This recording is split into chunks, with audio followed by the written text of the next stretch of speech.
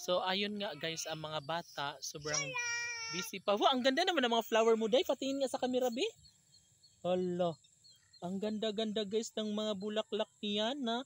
Sing ganda ni Yana. Smile ka nga, yang. Kana sa camera. Pakita yung bulaklak. Yan, di ba ang pretty guys, no? Sana all!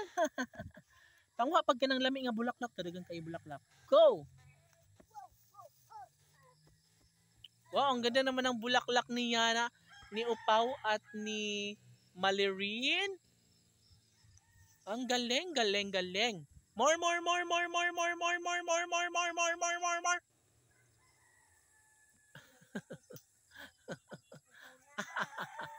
Okay lang ba kayo dyan, guys?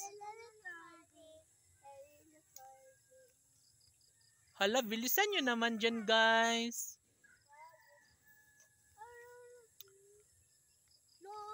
Hi, babae!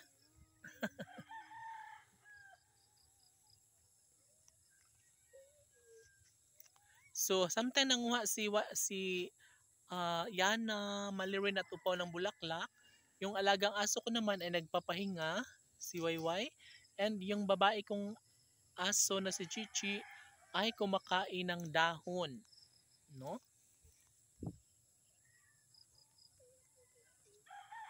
So, mauni sila ang ilang mga kuan, ilang lingaw, no? Sa kada hapon, magsuroy-suroy diri sa relocation area, manguha og mga bulak, magduwa sa kanal, manguhag kuhol, whatever. And ayon. And syempre, no, kasi experience din nila yan guys, no, habang mga bata pa sila. Kasi kung mga minyo na yan sila guys, puhon, so hindi na yan sila magganyan-ganyan. Magkalong-kalong na yan ng mga bata. Mag-alaga na siya ng mga bata. O, diba? So ngayon, habang bata pa sila, hala, bira. Patingin nga sa bulaklak ni Malirin B. Hello, ba patingin dito sa camera B. Ay, ang ganda. So, gandahan nyo ang pagkuha, taasan nyo, wag maiksi kasi hindi yan malagay sa base. Wow, super kulit.